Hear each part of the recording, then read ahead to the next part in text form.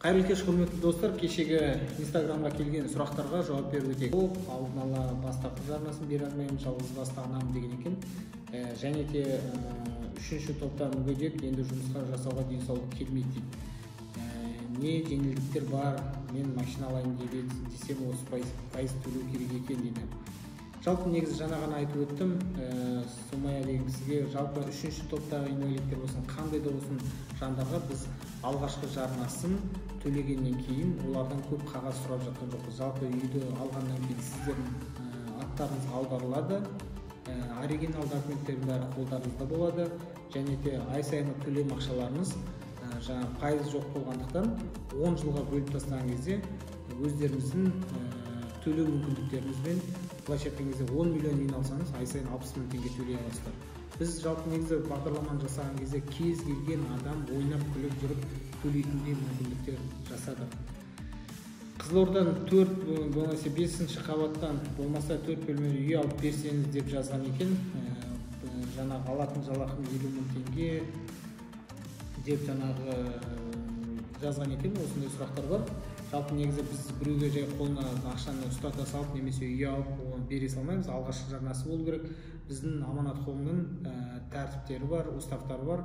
Соған байланысты болады. Жалпы негізі көбісі адамдар бізден тегін немесе мен алғашқы жарнасын кейін төлейін деген осындай, немесе үйдің кілтін бер, мен ай сайын төлеп тұрам деген ұсыныстар келіп жатыр. Жалпы негізі осы уақытқа дейін Аманат Хоумды ашқанға дейін мен қағаздардың бәрі бар, банктер маған кредит бермейді, мен өйткені жаңа пенсионный фондтан подтверждением жоқ, мен жаңағы алғашқы жарнам болса да мен ай сайын төлеп тұра алатын мүмкіндіктерім бар деген адамдарға Аманат Хоумды жасап бердік. Енді біз қазір Арман үй деген компаниямызды қостық. Егер құрылыс компаниясы алла қалап алдағы уақытта үйлерді салып жататын болсақ, қазірдің өзінде біз мына Аршалыда салып бастап жатырмыз, Таразда салып бастап жатырмыз көп қабатты үйлер. Енді қазір мына Астана қаласында да әкімшілікпен осы бағытта жұмыстар жүріп жатыр.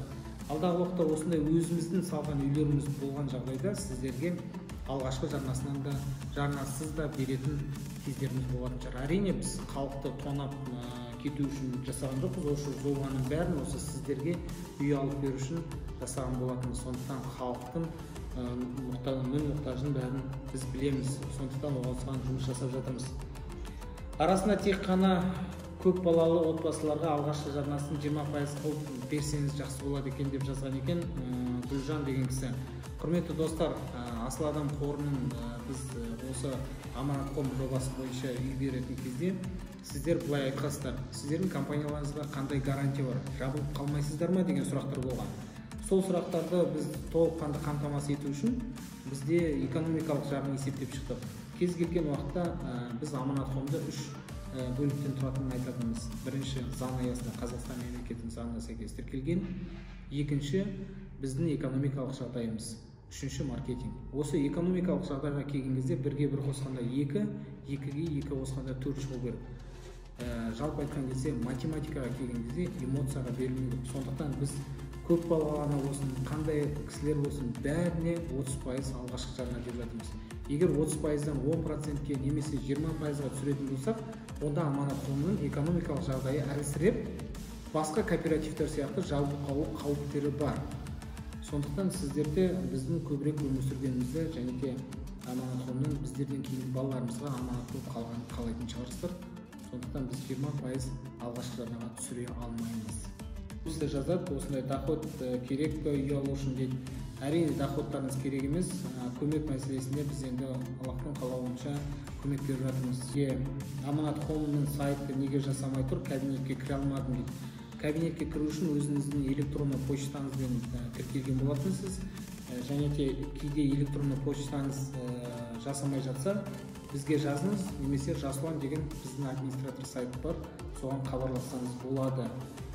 Шаруа мекені өте қатты қатысқым келеді, бірақ мүмкіндік болмай жатыр деп Ереке жазған екен. Шаруа мекеніне, құрметті достар, келсеңіздер жақсы болады. Көбісі Алла разы болсын деген сөздермен жазған екен. Алла тағала сіздерге де разы болсын. Көбісі жақсы тілектер жазып жатыр, бизнесті қалай бастадыңыз деп жатыр. Жалпы негізі бизнес дегенде біз бала күнімізден бастадық.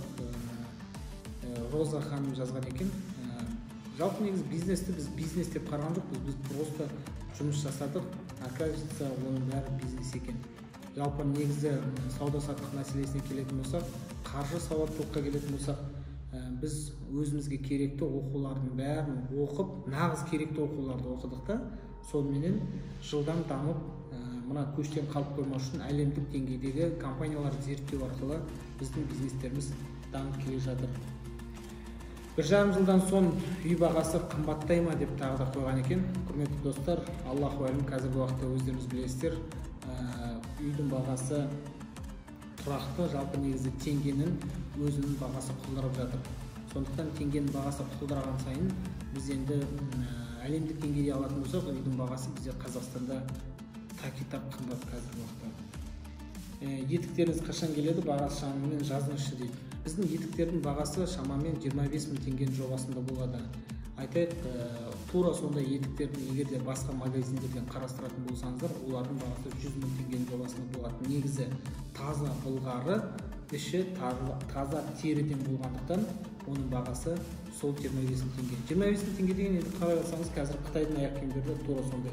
Сырты готовый таза кожамыз. Қандай өлең айтып жатсыз дейді, көбісі сұрақ қойыпты. Мен өлең айтып жатқан жоқ, мен негізі қара сөздерді студияда жазып көріп жатырмын. Енді абайдан асып қара сөз айта алмаймыз, бірақ енді ойымызға келген сөздерді өзіміз сіздерге жеткізіп жатқан жағдайымыз бар. Ағай, мен үй алғым келеді деп жазған екен. 35% салық қойып, көп күтпейтіндей етіп жасауға болмай ма депті. Алла қаласа, біздің осы жоба бойынша жасап жатқан қазіргі уақыттағы мәселеміз осы сіздерді көп күттірмей, Аманат.com арқылы автокөлік және Аманат.com арқылы үйді алуға тездететін бағдарлама жасап жатырмыз. Ол криптовалюта шыққаннан кейін мүмкіндік болады. Құрметті достар, осылай сіздерге видеороликтер арқылы сіздер қойған сұрақтарға жауап беретін боламыз. Жалпы негізі біздің каналға жазылып, астындағы сілтемемен достарыңызбен бөлісіп қойсаңыздар болады. Жалпы негізі біз тағы да бір қара сөз деген айдар шығардық. Өзіміздің жүрегімізден шыққан жүрек жарды сөздерімізбен сіздерге істеп жатқан істерімізді, ойларымызды жеткізіп тұруды жөн көрдік. Сондықтан бізбен болғандарыңызға мың алғыс, рахмет. Каналға жазылыңыздар.